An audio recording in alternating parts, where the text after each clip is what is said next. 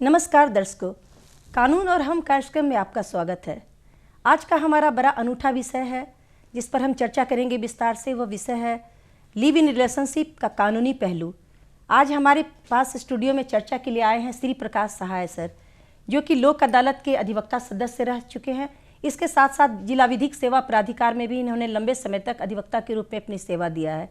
Sir के साथ हम विस्तार से जानेंगे कि ये लिव इन रिलेशनशिप है क्या, जिसको कि हिंदी में ये कहते हैं कि लंबे समय तक दो लोग अगर साथ साथ रहे उसको लिव इन रिलेशनशिप कहा जाता है।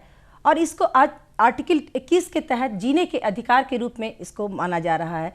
लेकिन इसके क्या कानूनी पहलू हैं, कौन सी ऐसी चीज़ें हैं जिसका हम एडॉप्शन करके लिव इन रिलेशनशिप में अगर हम लंबे समय तक साथ रह रहे हैं तो हमें अधिकार भी मिल रहे हैं, जो कि सुप्रीम कोर्ट ने भी इसको सही माना है। और लेकिन सबसे कुछ पहलू ऐसे आ रहे हैं, अनछुए पहलू, जिसमें कि हमारे दर्शक ये जानना चाहेंगे श्री प्रकाश सहाय जी से कि ये लिव इन रिलेशनशिप किसको माना जाएगा। देखिए, इसके लिए कोई अलग से कानून भारत में अभी बना नहीं है। लिव इन रिलेशनशिप पर अलग से कोई कानून नहीं बना है। लेकिन जो लोग पूर्व से लिव इन रिलेशनशिप में रह रहे थे तो कुछ समस्याएं पैदा हुई, लीगल एस्पेक्ट आया, कुछ विवाद हुए, तो लोग न्यायालय की तरफ गए, न्यायालय का शरण में गए। तो ऑनरेबल हाई कोर्ट से लेकर के सुप्रीम कोर्ट तक ये मामला गया।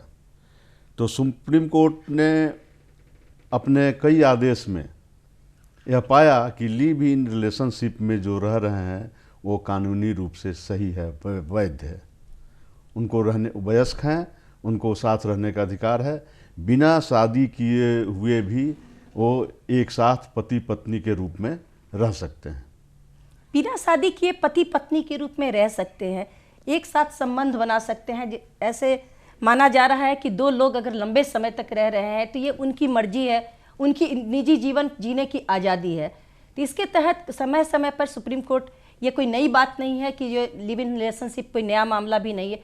2006 से ही सुप्रीम कोर्ट ने व्यवस्था दी कि अगर एक आर्टिकल के तहत उन्होंने दिया कि बिल्कुल अगर कोई लंबे समय तक साथ रहा है तो इसको अपराध नहीं माना जाएगा, उसको अपनी मर्जी से जीवन जीने की आज़ादी है।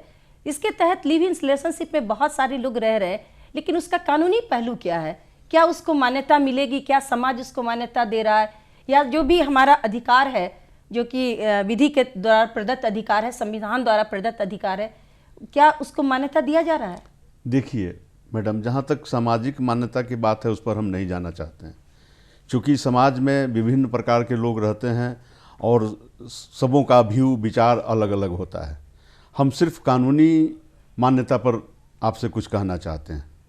इसमें कानूनी मान्यता यह है कि अगर कोई दो वयस्क व्यक्ति लंबे समय से लिव इन रिलेशनशिप में रह रहा है तो ऐसा माना जाता है कि वो लोग एक दूसरे के शादी से पूर्व एक दूसरे के स्वभाव के बारे में, आचरण के बारे में, तौर तरीके के बारे में, रहने के ढंग के बारे में जानना चाहते हैं, ताकि शादी के बाद उनको कोई परेशानी नहीं हो, एक दूसरे को जानना नहीं पड़े। चूँकि एक दूसरे को शादी के पूर्व ही लिव इन रिलेशनशिप में रहकर जान लेते हैं और उसके बाद में हो जाती है कि भाई हम दोनों का साथ जीना संभव है और हम लोग आराम से जीवन व्यतीत कर सकते हैं, दोनों का विचार और व्यवहार मेल खाता है, कहीं कोई परेशानी की बात नहीं है, तो बाद में वो लोग शादी के बंधन में बंध जाते हैं। यहाँ यह स्पष्ट तौर से बिल्कुल आपने कहा है कि कोई जरूरी नहीं है कि वो पति पत्नी की तरह रहे। दो व्यक्ति अगर लंबे समय तक एक दूसरे के साथ अगर जिंदगी गुजार रहे हो तो उसको भी लिव इन रिलेशनशिप माना जाएगा। हाँ, बिल्कुल। और इस लिव इन रिलेशनशिप के बाद अगर जो कोई कानूनी पहलू ऐसा आता है कि कोई बच्चा उत्पन्न हो जा रहा है परस्पर संबंधों का, तो क्या उस बच्चे को कानून की नज़र में मान्यता मिलेगी और उसको कौन कौन से अधिकार मिलेंगे। देखिए, लिव इन रिलेशनशिप में रहने के बाद जो बच्चा उत्पन्न होगा उसको हिंदू सक्सेशन एक्ट के अनुसार जो भी सुविधाएं हैं, संपत्ति में अधिकार, भरण पोषण पाने का अधिकार, शिक्षा का अधिकार, वो सब माता पिता से लेने का उसका हक रहेगा और खासकर पिता से भी लेने का हक रहेगा और उसको उसका भरण पोषण उसके पिता करेंगे। अगर वो पिता अगर ऐसा नहीं कर पाते हैं तो लीगल गार्जियन के माध्यम से, माता के माध्यम से, माँ के माध्यम से वो न्यायालय की शरण में जाएंगे, कहेंगे हम उनके पुत्र हैं और हमको खाना भरण पोषण के लिए, खाने खर्चे के लिए, पढ़ाई के लिए जो भी खर्च होगा, धारा 125 सीआरपीसी के तरह प्रावधान है कि उनको वाद ला करके और न्यायालय से उनको नोटिस भेज करके उनको न्यायालय में बुला करके यह निर्देशित किया जाएगा न्यायालय द्वारा कि आपका पुत्र है, आप इसको खाने पीने के लिए, भरण पोषण के लिए, शिक्षा के लिए, रहने की व्यवस्था करें और उसको प्रति माह एक न्यायालय फिक्स करेगी कि इतना रुपया उसको प्रति माह दें ताकि उसका भरण पोषण और लालन पालन और पढ़ाई सही से हो सके। न्यायालय में ऐसा ही देखा जाता है, न्यायालय में आती हैं स्त्रियां, आती हैं, वो एक दावावाद दायर करती हैं कि हम लंबे समय से फलाने के साथ रह रहे थे लेकिन उसके द्वारा मुझे भरण पोषण नहीं दिया जा रहा है, या जो अधिकार मुझे मिलना चाहिए था एज ए वाइफ वो अधिकार नहीं मिल पा रहा है। इस पर कानूनी व्यवस्था क्या कहती है?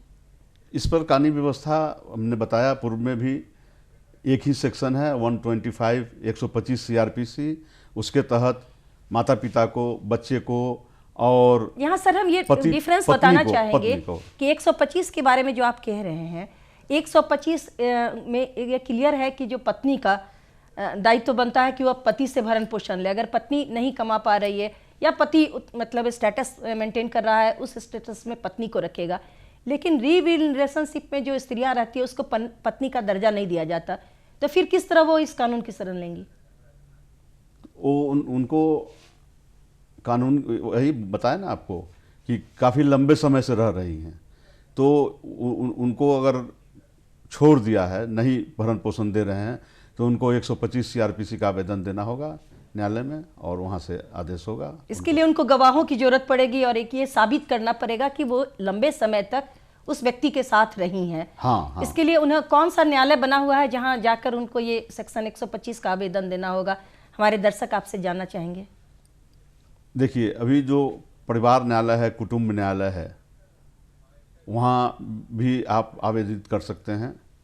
और पहले, इसके पहले था प्रोविज़न, एसडीजीएम के यहाँ प्रोविज़न था 125 सीआरपीसी में।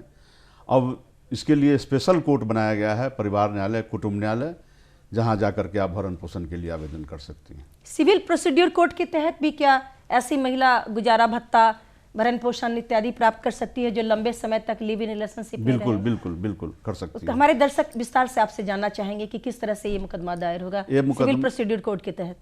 ये मुकदमा हर एक जिले में परिवार न्यायालय का निर्माण कराया गया है। पारिवारिक जो भी डिस्प्यूट होगा उसके लिए, जो भी विवाद पारिवारिक होगा उसके लिए, जो लंबे समय से साथ रह रही हैं उनके लिए है कि परिवार न्यायालय में जाएं, वहाँ आवेदित करें कि हम इनकी लिव इन रिलेशनशिप में रह रहे थे और हम काफ़ी लंबे समय से, और ये हमारा भरण पोषण नहीं दे रहे हैं, तो उनको। भारतीय संस्कृति में ऐसा देखा जा रहा है कि कुछ लोग तो अपनी मर्जी से ज़िंदगी जीना पसंद करते हैं, आज़ादी से जीना पसंद करते हैं, लेकिन अभी भी समाज नैतिक मूल्यों की कसौटी पर, मानवीय मूल्यों की कसौटी पर इस रिश्ते को तौल रहा है। ऐसे स्थिति में कानूनी पहलू क्या है इसका? देखिए, समाज की बात जहाँ तक है, होता क्या है कि लिव इन रिलेशनशिप में आप रह रहे हैं, पति पत्नी के रूप में रह रहे हैं, तो कभी कभी होता क्या है कि आप दूसरे धर्म, दूसरी जाति के लोगों के साथ आप रहते हैं।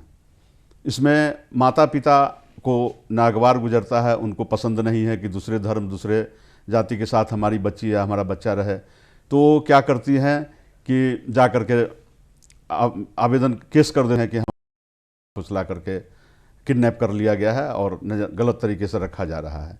तो लिव इन रिलेशनशिप में रहने से जो दोनों व्यक्ति हैं उनका कर्तव्य है कि संबंधित नज़दीकी मजिस्ट्रेट के यहाँ या नज़दीकी थाना में एक आवेदन दें कि हाँ, हम दोनों अमुक अमुक व्यक्ति, दोनों पति पत्नी, पूरा एड्रेस दे करके लिव इन रिलेशनशिप में रह रहे हैं।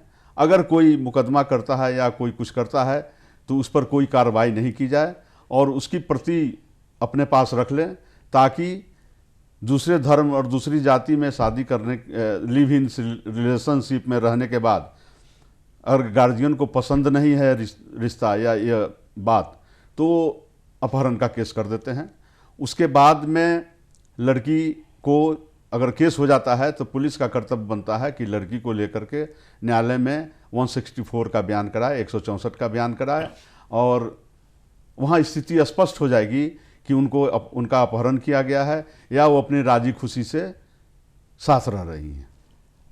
अक्सर देखा जाता था कि ऐसे जो रिश्ते हैं लिव इन रिलेशनशिप वाले, जिसमें कि दो वयस्क लोग अपनी मर्जी से एक साथ कहीं रह रहे हैं, तो इसको एक अपराध माना जाता था जिसको कि एडल्ट्री कानून कहा जाता था। एडल्ट्री कानून को हाल के समय में समाप्त कर दिया गया। तो अब ये लिव इन रिलेशनशिप में जो लोग आते हैं उसमें देखा जाएगा कि बहुत सारी ऐसी सुप्रीम कोर्ट में, इलाहाबाद हाई कोर्ट में, राजस्थान हाई कोर्ट में रीट याचिकाएं दायर हुई जिसमें कि सुरक्षा मांगा गया। जो महिला रह रही है किसी पुरुष के साथ लंबे समय तक और उसको प्रताड़ित किया गया और उसने सुरक्षा की मांग की, तो क्या लिव इन रिलेशनशिप में रहने वालों को कानून सुरक्षा देगा? बिल्कुल बिल्कुल।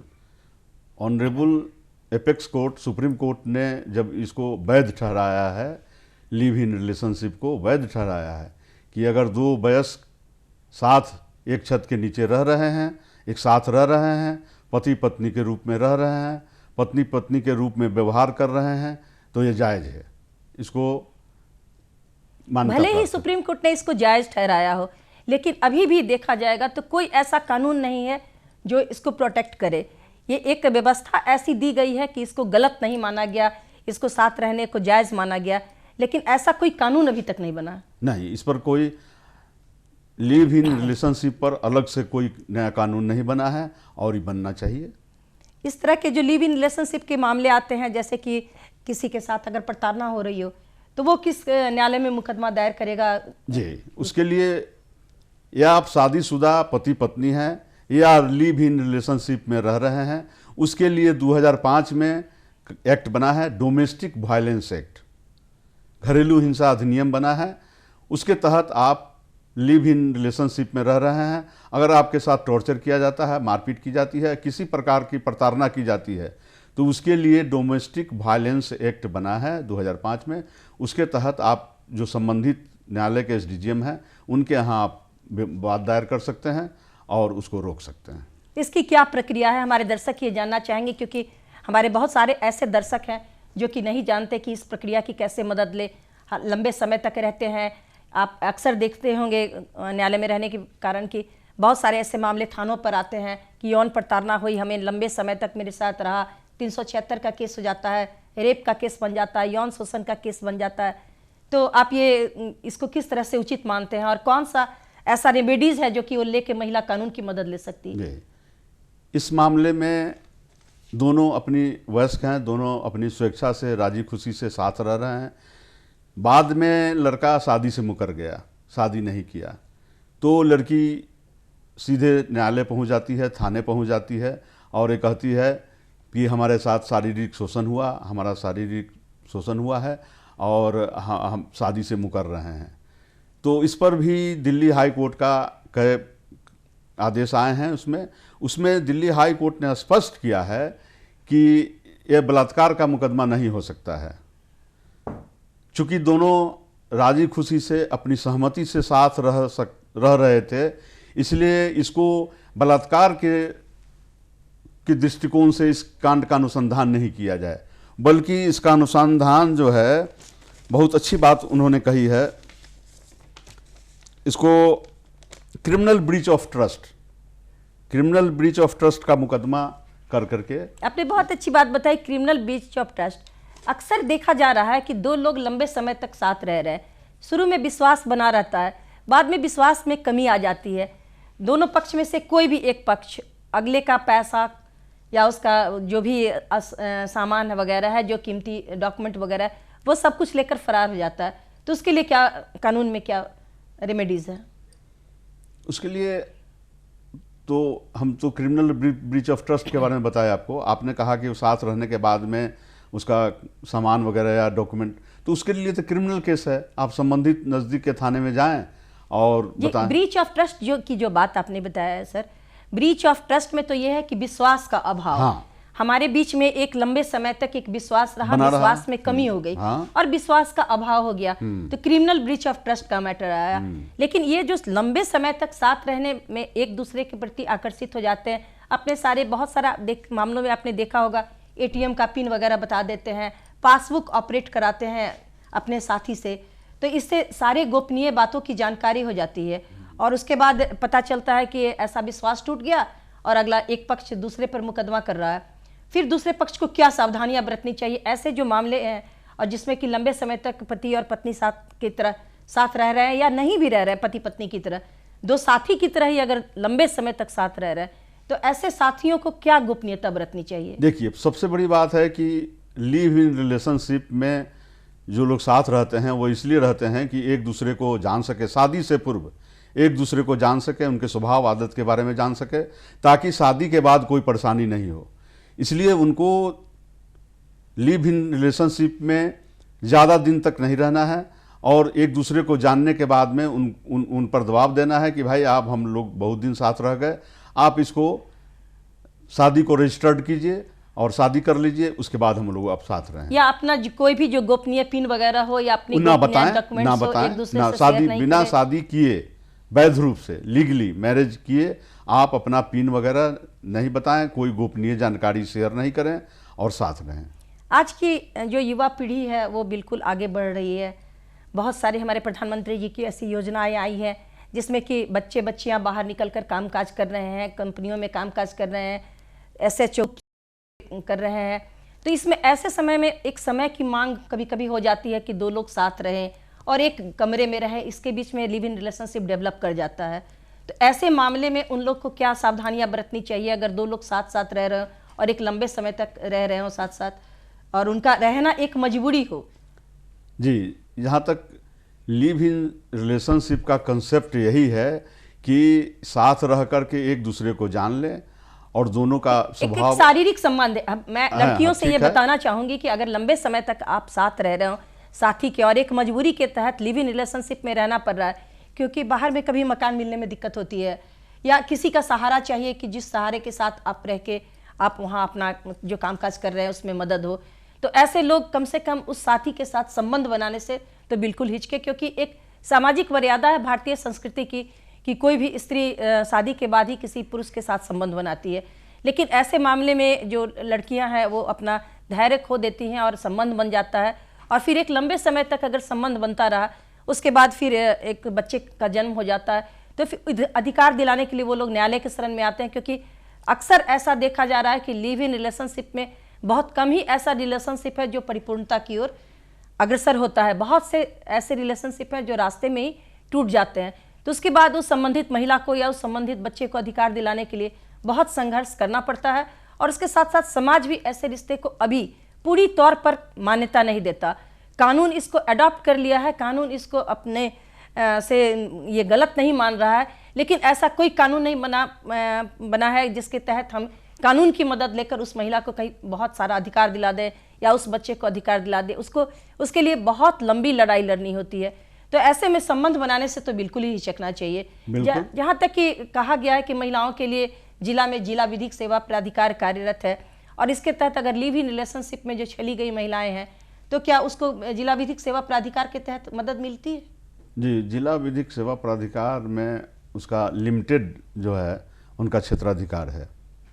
अगर वहाँ वो वाद ले जाती हैं तो उस पर सुनवाई हो सकती है, लेकिन ज़्यादा उचित फोरम होगा परिवार न्यायालय, कुटुंब न्यायालय, फैमिली कोर्ट। स्पेशली परिवार न्यायालय, कुटुंब न्यायालय में सर एक लंबी लड़ाई लड़नी पड़ती है, लेकिन जो निर्भया कांड के बाद वन स्टॉप सेंटर्स है, हेल्पलाइन वगैरह है, घरेलू हिंसा के लिए एक अलग प्रोटेक्शन सेंटर बना हुआ है, तो क्या ऐसे मामले ले जाकर जो पीड़ित महिला है या पीड़ित बच्चा अगर कोई है तो क्या वो ऐसे मामलों में जाके मदद नहीं ले सकता? जी, पीड़ित महिला तक वहाँ तक ठीक है, पीड़ित महिला को हेल्पलाइन से लोक अदालत से मदद मिल सकती है, लेकिन बच्चे को जो कानूनी अधिकार मिलेगा, भरण पोषण का, तो हेल्पलाइन से कैसे मदद मिलेगी? उनको क्या करना होगा जो कि अगर मान गए कि कोई महिला चली गई है और उसका सारा ये असबाब है, सारा सामान है या उसका सारा पैसा लेकर अगला उसका जो काउंटर पार्ट है वो फरार हो गया है और उस रिश्ते को कहीं भी ये पति पत्नी का तो मान्यता है ही नहीं बिल्कुल रिलेशनशिप में, तो फिर कैसे?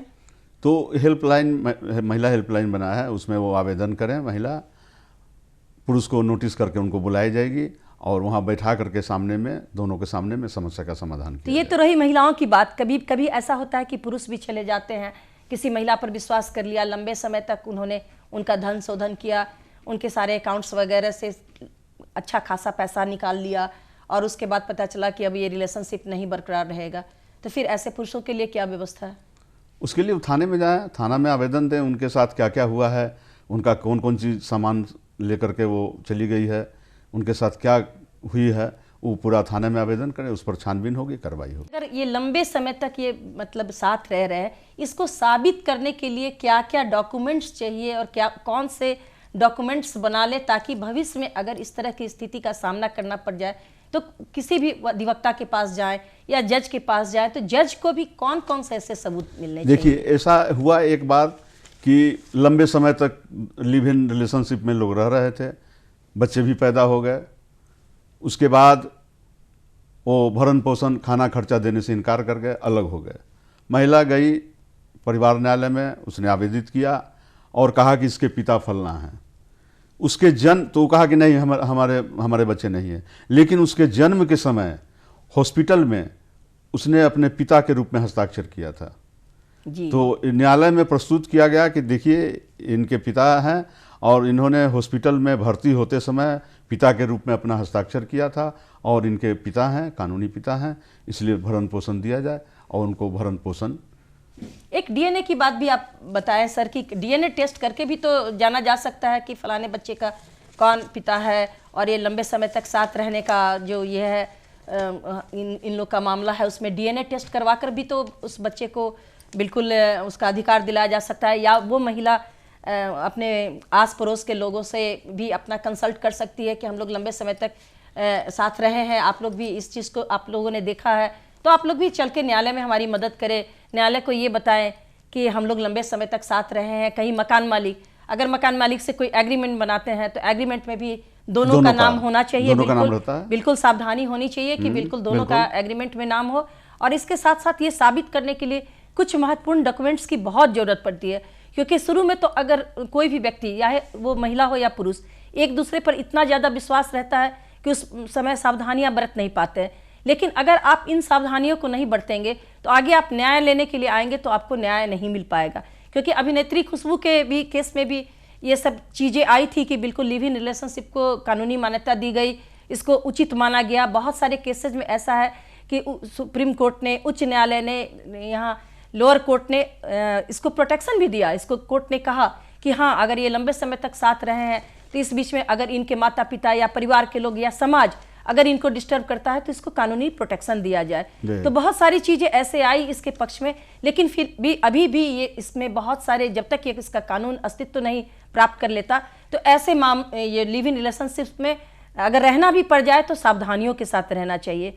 सर, आप हमारे स्टूडियो में आए, आपने बहुत महत्वपूर्ण जानकारी दी और लिव इन रिलेशनशिप के कानूनी पहलू के बारे में भी बताया, और खासकर आपने बच्चों को भी ये शिक्षा दी कि अपने जो भी शादी विवाह करे तो माता पिता की मर्जी से करे। ऐसे संबंध अगर बन भी जाते हैं रिलेशनशिप में तो उसमें बहुत सारी सावधानियां बरतते हुए और शॉर्ट पीरियड में रहें, और बहुत ही शॉर्ट पीरियड में रहें और उसके बाद शादी के बंधन में बन जाए। धन्यवाद।